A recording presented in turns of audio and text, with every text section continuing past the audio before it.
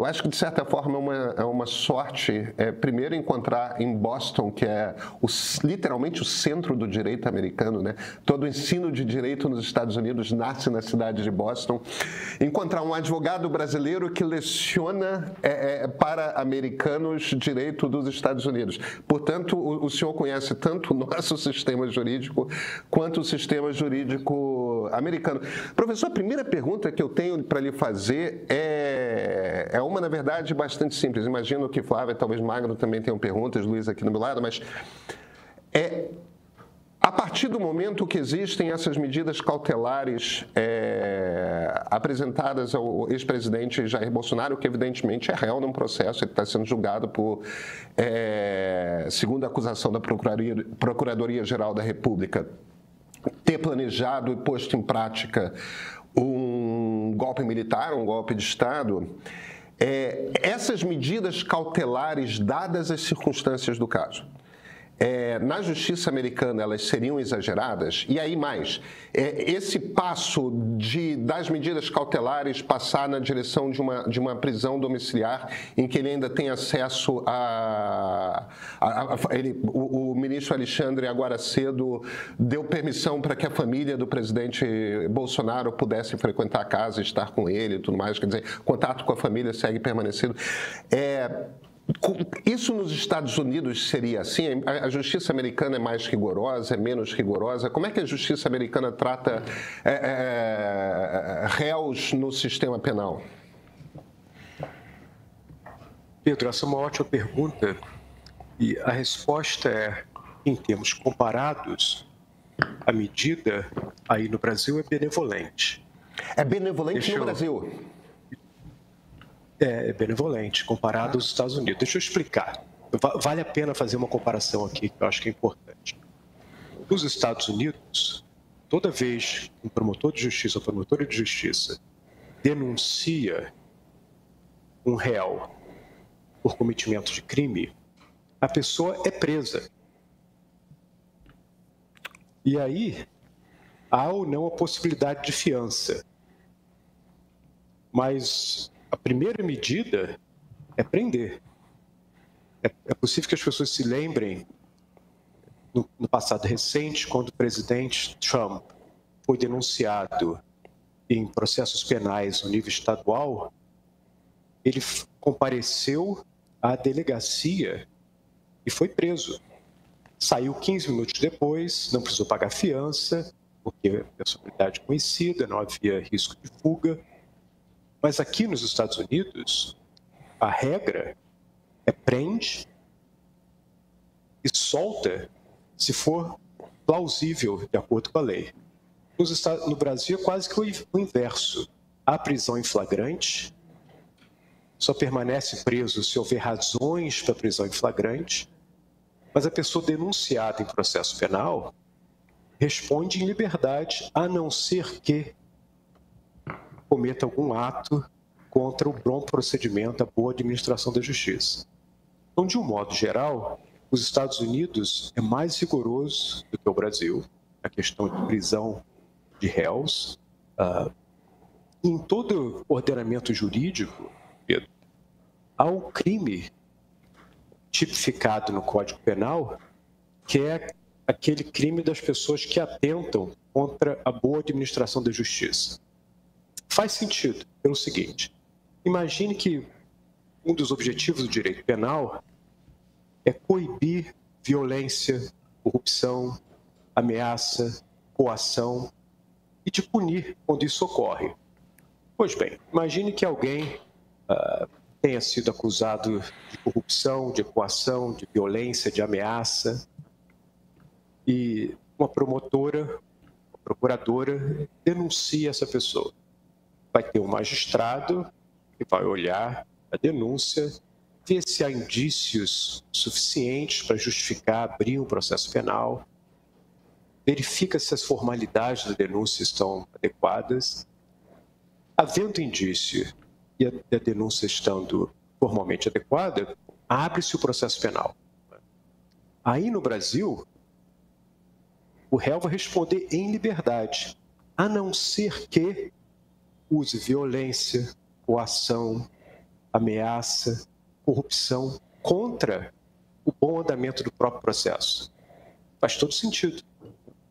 Se o processo existe para coibir violência, ameaça, corrupção, coação, não se deve admitir que réus procurem influenciar o resultado do processo repetindo esses mesmos tipos de conduta que deram origem ao processo. Né? Professor, então, em todo lugar, há essa intervenção, perdoe, Flávio, há essa intervenção do judiciário para coibir e punir qualquer tentativa de réus de interferir no bom andamento da justiça. Flávia, deixa eu só fazer uma pergunta de follow-up, e aí você assume imediatamente, me perdoe, mas uma das polêmicas aqui, professor, é a questão do cerceamento ao presidente Jair Bolsonaro da sua liberdade de se exprimir através de entrevistas, através das redes sociais. Réus podem automaticamente dar a entrevista que quiserem? Então, Pedro, mas eu preciso te interromper porque as cautelares contra o Bolsonaro não estão no inquérito em que ele já é réu. As cautelares estão no inquérito da Soberania Nacional, que investiga o Eduardo Bolsonaro. Então, eu acho que é importante a gente dar esse passinho atrás para a gente entender se tecnicamente ainda se sustenta tudo, claro, tudo isso, essa aula que o senhor está nos dando, professor Paulo, mas com essa diferença técnica, porque são processos diferentes, embora talvez assim intimamente interligados, porque toda essa atuação do Eduardo Bolsonaro decorre do processo de tentativa de golpe, mas eu entendo que não há uma denúncia da PGR ainda contra eles, tornando-os réus nesse novo processo. Então, desculpa, Pedro, eu fazer essa interferência, mas eu acho que esse é um passinho atrás para a gente entender, porque aí sim a gente vai conseguir discutir se são válidos eles sendo réu ou não, o tipo de medida cautelar adotado. Tudo bem de eu fazer essa interferência? Claro que sim. Professor, por favor, então, se o senhor puder explicar essa diferença. Sim, é importante. Mesmo durante o andamento de inquéritos, há um interesse da sociedade de que os investigados não interfiram com o bom andamento do inquérito. Né? Então, por exemplo, aqui nos Estados Unidos, se uma pessoa está sendo investigada, digamos, pela Polícia Federal, FBI americano, ou pela Polícia Estadual, ou por uma das polícias locais, no que nós chamaríamos no Brasil um inquérito, e a pessoa investigada age, em tese, para coagir testemunhas, ameaçar investigadores, fazer desaparecer indícios e provas. Se a pessoa que está sendo investigada ou pessoas agindo em nome da pessoa que está sendo investigada ou em conivência da pessoa que está sendo investigada, atuam para impedir o bom andamento do inquérito, há medidas nos códigos penais e processuais dos países para que possa haver uma intervenção que permita aplacar esse tipo de conduta que busca tornar o inquérito inviável, dificultar, destruir provas. Né? Então, meu primeiro cenário foi um cenário onde já havia um processo penal em curso, mas o mesmo tipo de preocupação existe quando está em fase de inquérito ainda. Perfeito. Pela mesma Obrigada. lógica. Uhum. Perfeitamente. Pedro, Isso, por favor. Pois isso inclui, professor, a questão do direito de usar redes sociais, dar entrevistas, etc. Juízes têm esse poder para, de ofício, interferirem e retirarem de réus ou investigados esse direito? Com que facilidade se faz isso nos Estados Unidos?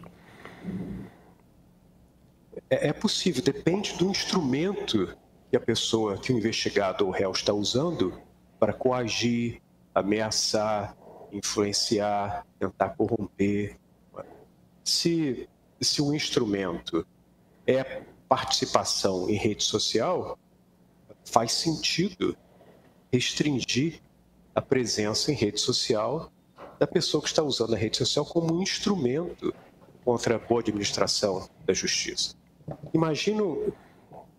Vamos voltar atrás na história e contemplar um cenário onde não havia ainda internet, não havia redes sociais. Imagine alguém que está sendo acusado de crime organizado, digamos na época das máfias aqui nos Estados Unidos, né? Sendo acusado de crime organizado. Pois bem, então há um inquérito ou há um processo penal contra um chefe mafioso. E esse chefe mafioso tem o hábito de ir em um determinado restaurante, um determinado bar, uma determinada igreja, uma vez por semana. E toda vez que esse chefe mafioso está sendo investigado ou está sendo processado, vai ao bar, vai ao restaurante, vai à igreja, se ele usa a presença dele nesse local com outras pessoas para fazer ameaças, para dar sinais aos seus operadores, para instigar aqueles que possam agir em seu nome, a coibir o bom andamento do inquérito, o bom andamento da justiça, um juiz cautelarmente poderia dizer, durante o andamento da investigação, durante o processo penal, você não pode mais ir a esse restaurante, você não pode mais ir a este bar, você não pode mais frequentar essa igreja nesse momento. Não havia nenhuma dificuldade em compreender que isso era factível naquele momento, historicamente falando. Acontece que hoje, por muitas vezes, o restaurante, o bar, a igreja é a internet, é a rede social. As sociedades se adaptam a tentar buscar coibir esse tipo de atitude nociva ao bom andamento de inquéritos e processos, tentando obstaculizar o uso do instrumento que está à mão. Se o instrumento está à mão era para o chefe mafioso ir na igreja para ameaçar testemunhas, não pode ir na igreja. Se o objeto, se o instrumento hoje é usar a internet para fins semelhantes, não pode usar a internet. Ei! Você que está comigo aqui no YouTube, já acompanha o Ponto de Partida? O PDP é o meu programa das segundas, quartas e sextas-feiras com análises quentes sobre os principais assuntos que movimentam o noticiário e também respostas aos comentários de vocês. Mas alguns temas, eles precisam de mais tempo, mais calma e mais contexto. Daí surgiu o Ponto de Partida série. É um formato especial com episódios bastante maiores, produção pensada para streaming e recursos visuais super elaborados para mergulhar e contextualizar temas que merecem um cuidado especial. Por isso decidimos fazer episódios sobre o conflito entre Israel e Palestina. Não é só notícia, é história, sociologia, um trabalho intenso de apuração e muita pesquisa. Gente que assistiu e escreveu dizendo que finalmente conseguiu entender a origem desse conflito, das raízes na Idade do Bronze até a era da inteligência artificial. Outros comentaram que é um conteúdo tão esclarecedor que deveria ser exibido nas escolas. Que bacana. Muita gente dividiu conosco que conseguiu desfazer ideias equivocadas. E isso deixa toda a equipe muito feliz, porque é exatamente esse o propósito. Clarear o que parece complicado demais e o que está por trás dessa guerra que não nasceu agora. Se você ainda não viu os novos episódios, fica aqui o meu convite. Assine o streaming do Meio e entenda com profundidade e clareza um dos conflitos mais complexos e importantes da atualidade.